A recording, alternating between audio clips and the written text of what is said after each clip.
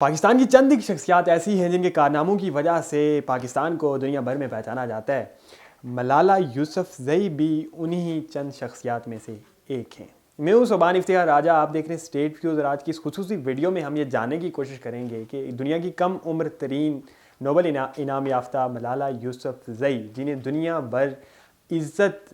جن کی عزت افزائی کرتی ہے، جنہیں دنیا بھر میں آنر دیا جاتا ہے، رسپیکٹ دی جاتی ہے، آخر کیوں کر انہیں ان کے اپنے ملک پاکستان کی عوام نہیں مانتی، ان کے اس کارنامے کو نہیں مانتی، اور ان کو نوبل انعام ملنا محض ایک کنٹروورسی سمجھتی ہے۔ ناظرین، ملالہ یوسفزئی جو کہ ایک پیدائشی طور پہ پختون ہیں، ان کی پیدائش 12 جولائی 1997 کو سوات میں ہوئی۔ ان کے والد پیشے کے لحاظ سے ٹیچر تھے، معلم تھے، اور ان کا ایک سکول تھا۔ ملالہ یوسفزئی کی ابتدائی تعلیم کا آغاز بھی اپنے والد کے اس سکول سے ہی ہوا۔ ملالہ شروع سے ہی بہت لائق تھی، چونکہ ان کے والد خود بھی معلم تھے، اور انہیں ایک خاص قسم کا والد کا وہ ایک شغف حاصل تھا، جس کی وجہ سے بہت اچھے سے انہوں نے گروم کیا۔ یعنی کہ آپ بڑی شروعات کی ان کی ویڈیوز دیکھیں یا ڈاکومنٹریز دیکھیں تو آپ کو یہ اندازہ ہوگا کہ ملالہ کس قدر ذہین طالب علم تھیں۔ خیر، ملالہ پہلی دفعہ 2009 میں اس وقت منظر عام پر آئی جب وہ اپنی آپ بیتیاں سوات میں چلنے والے اس وقت کے حالات کے بارے میں BBC نیوز میں لکھا کرتی تھی۔ جی ہاں، 2009 میں جب ملالہ محض 11 یا 12 سال کی تھی اور اس وقت 7ویں جماعت کی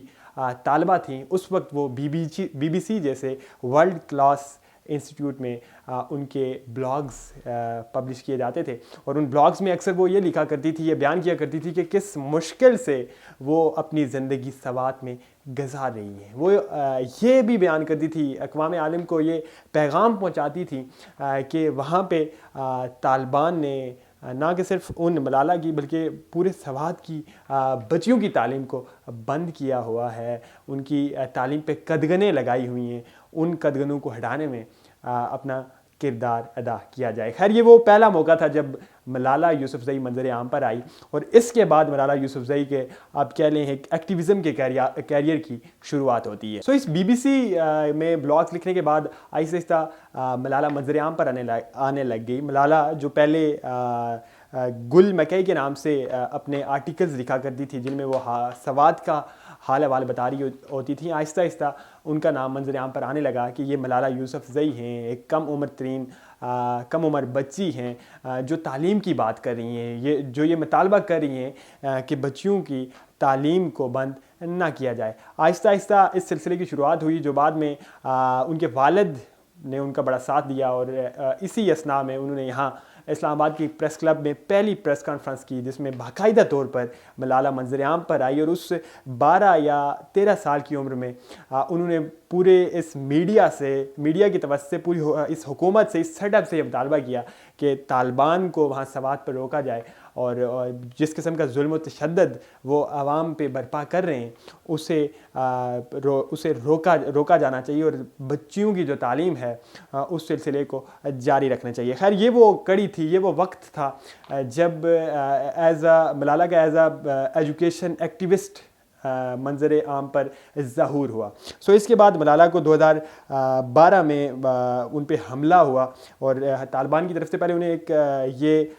تاکید کی گئی، انہیں یہ وارننگ دی گئی کہ وہ اس طرح کے کام چھوڑ دیں، وہ یہ ویسٹرن کلچر جو پاکستان کے اور KPK کے اسلامی معاشرے میں پروان چڑھا رہی ہیں، اسے بند کر دیں، ورنہ وہ ماری جائیں گی۔ پھر وہ وقت تھا 9 اکتوبر 2012 کا، جب طالبان نے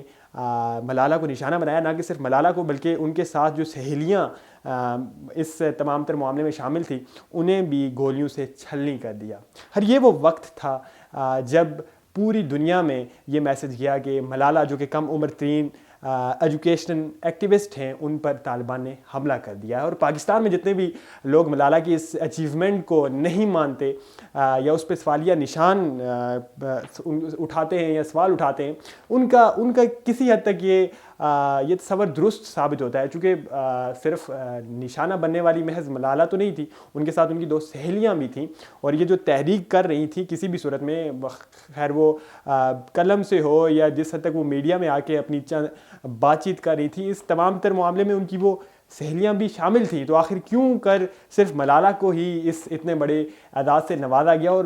بھرپور پلین کے ساتھ نوازا گیا؟ اس طرح کے سوالات جب اٹھاتے ہیں تو یقینی طور پر اس کے جوابات موجود نہیں ہوتے۔ خیر معاملہ آگے بڑھا اور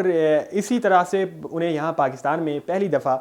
نیشنل یوتھ پیس ایوارڈ سے بھی نوازا گیا۔ اس کے بعد 2014 میں محض 17 سال کی عمر میں انہیں نوبل پیس پرائز سے بھی نوازا گیا۔ اس تمام تر کہانی میں، اس تمام تر جو میں نے روداد آپ کو سنائی ہے، اس میں جو سب سے اہم بات ہے وہ یہ ہے کہ ملالہ کو جو منظر عام پر آنا تھا، جو اوپر اٹھنا تھا، جو ان کی مقبولیت میں اضافہ ہونا تھا، وہ بہت ہی کم وقت میں طے ہوا۔ اور جو